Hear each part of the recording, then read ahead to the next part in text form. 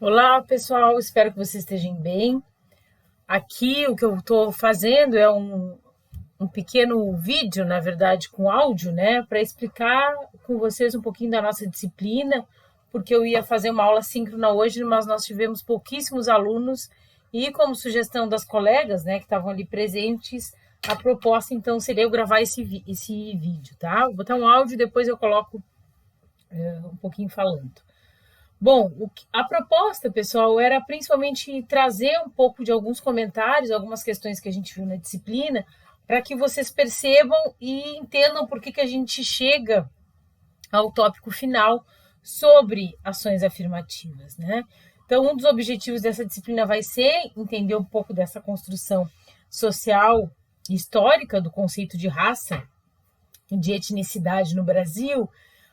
E para isso a gente vai fazer toda uma conversa sobre o que é raça e racismo no Brasil, essa conversa dialogando principalmente com os textos propostos, né, ali no tópico 2. Então, nessa discussão, onde se traz principalmente a necessidade de pensar sobre como, mesmo nesse momento de pandemia, a necessidade de fazer um recorte de raça e de gênero, ela se torna imprescindível para nós entendermos, por exemplo, as políticas públicas no Brasil.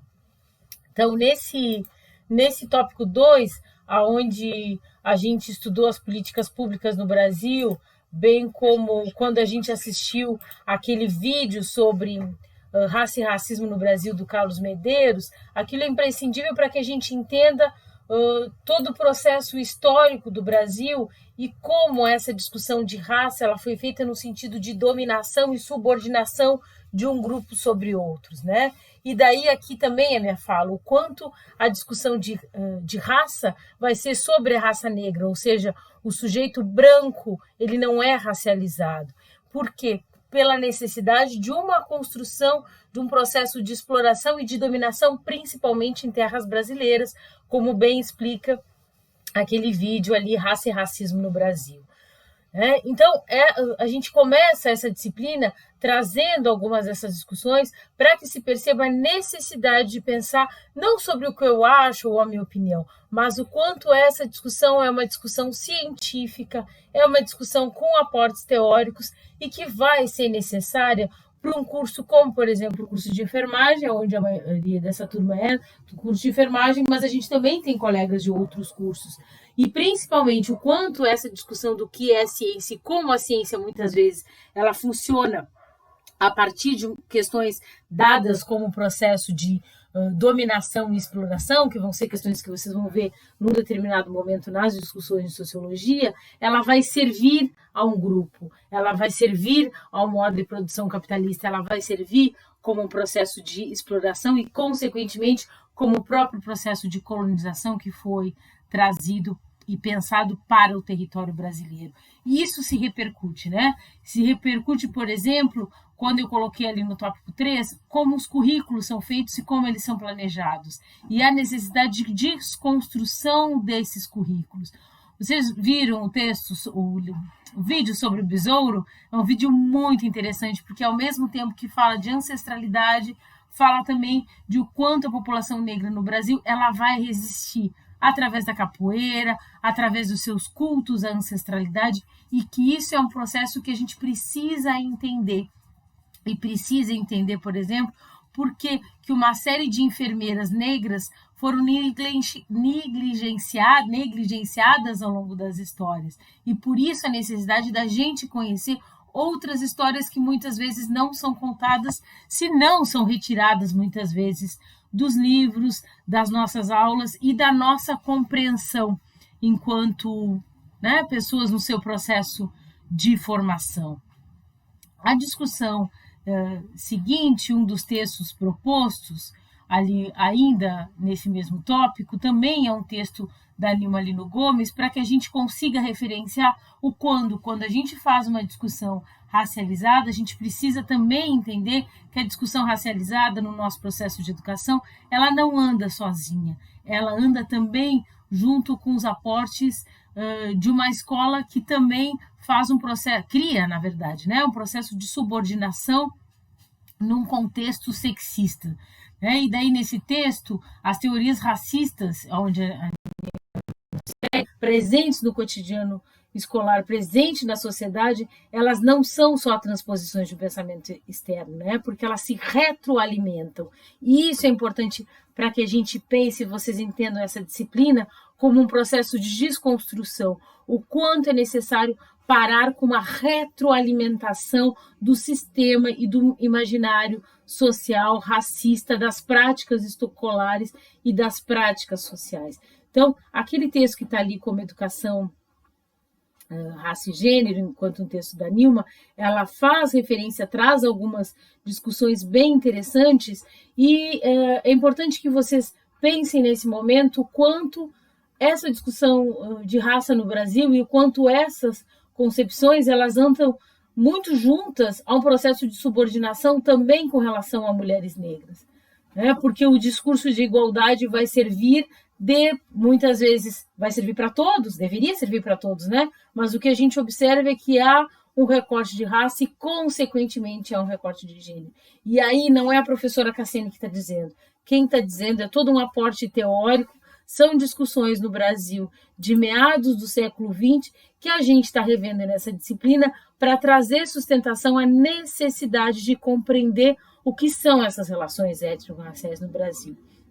E daí nós podemos passar para o tópico seguinte, onde eu vou fazer um outro vídeo para explicar isso mais detalhadamente para vocês. Lembrando que essa disciplina a gente trabalhou por tópicos, pessoal. A gente não trabalhou por semanas de aula, né? Como eu falei no encontro que a gente teve. Por exemplo, no tópico 3, ali a gente tem 5 postagens, né? Eu não ia querer colocar 5 postagens e querer que vocês dessem conta de 2 textos, um PowerPoint, um filme, mais algumas dúvidas. Não, a proposta dessa disciplina foi pensar ela em tópicos que são conduzidos dessa maneira. Conduzidos no sentido de pensar essa construção social histórica de raça e etnicidade e também pensar e compreender essas discussões sociológicas sobre desigualdade, sobre meritocracia, a qual eu estou falando exatamente quando trago, por exemplo, essa discussão de gênero e raça na disciplina presente, também presente, por exemplo, nos textos ali disponibilizados da autora Nilma Lino Gomes, né, que é uma professora negra, teve junto a pastas muito próximas ao Ministério da Igualdade Racial, né, e que vai desenvolver trabalhos nesse sentido. E por isso, quando a gente chega nesse momento da conversa e desse diálogo com os autores, é importante entender que, assim como há esse recorte de gênero e raça, a gente precisa entender que as pessoas vão ter as suas culturas e vão ter os seus valores. E aí a gente chega num momento muito importante da disciplina, que eu tenho muito pesar de não estar sendo presencial, porque a gente fazia trabalhos e discussões sobre isso, que é falar um pouco sobre as comunidades tradicionais, né? No tópico vamos falar sobre saúde e relações étnico-raciais, e eu coloquei ali um debate, inclusive, sobre violência obstétrica. Na verdade, é um podcast, espero que vocês tenham ouvido e tenham entendido, escutado com bastante atenção aquela conversa, né, que elas colocam, e na verdade é uma pesquisa, trazendo algumas dessas considerações tão importantes para as mulheres quando elas se tornam grávidas, né?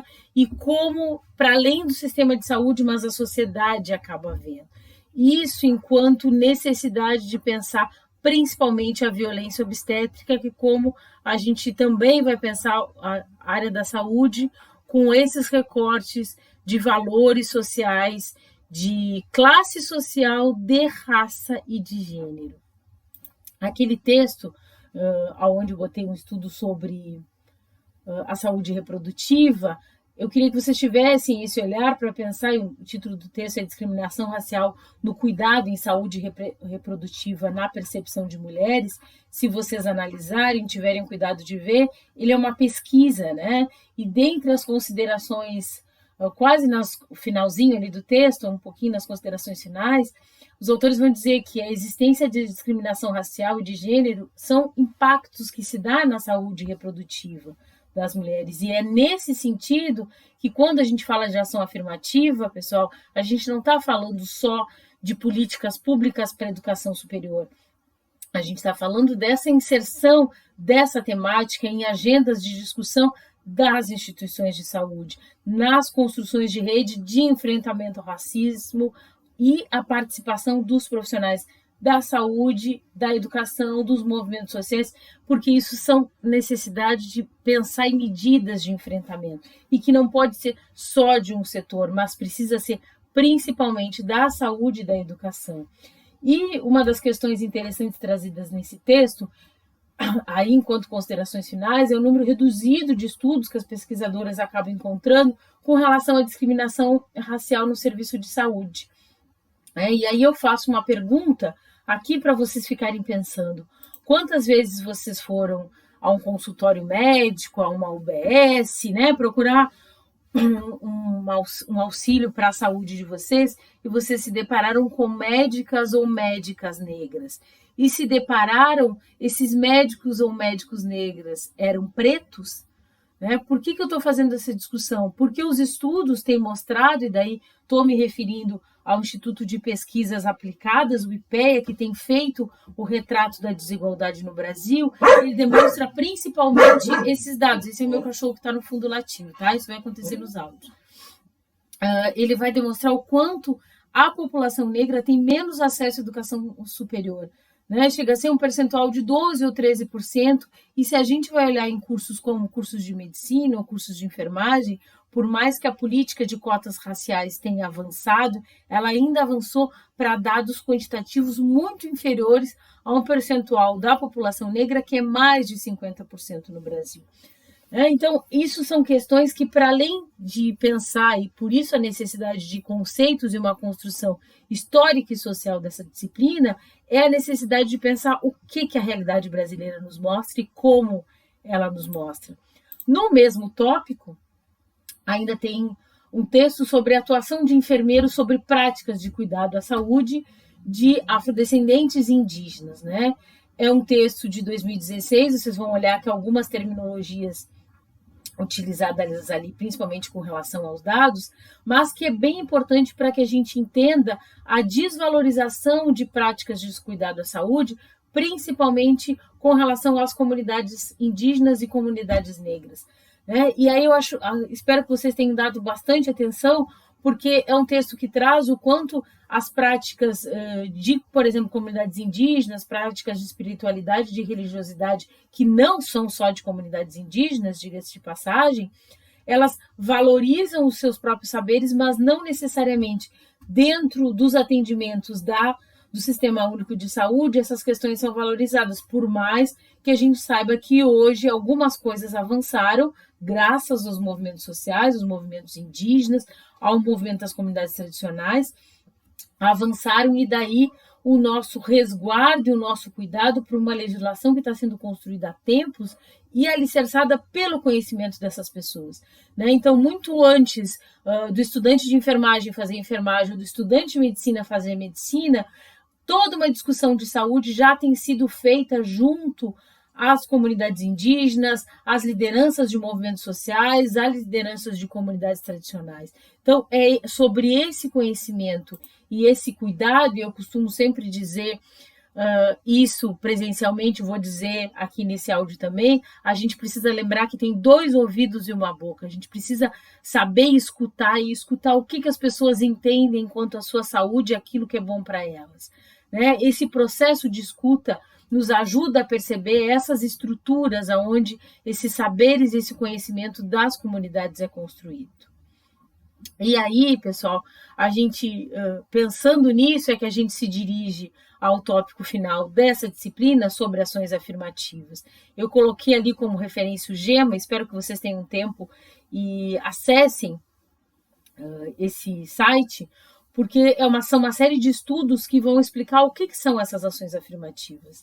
E eu volto a dizer, não são focadas só para a educação, mas são medidas para combater discriminações raciais, discriminações étnicas, e etnia tem a ver com valores, discriminações religiosas, todo cuidado à discussão o que é intolerância de gênero, para que não se confunda com proselitismo religioso. São coisas diferentes, são conceitos diferentes. Inclusive, indico a vocês olharem o nosso blog, porque tem um material bem interessante sobre intolerância religiosa. Assim como as ações afirmativas também vão trazer a necessidade de tomar medidas para combater discriminações de gênero, de casta e aumentar o que se chama o acesso das minorias sociais em processos políticos, né? E aí a gente chega na educação, na saúde, no emprego, em bens materiais e principalmente numa rede de proteção social e cultural. Então, quando a gente fala em ações afirmativas, muitas vezes as pessoas entendem que está se falando sobre cotas raciais na universidade e todo aquele processo do SISU. Não, está se falando de ações que vão bem além disso e que precisam trazer o combate à discriminação social. Só que esse combate a gente consegue pensar quando entende como essas estruturas raciais foram construídas no Brasil, como a discriminação de gênero, de raça e de classe, elas não são separadas, elas se interseccionam e nós precisamos fazer essa compreensão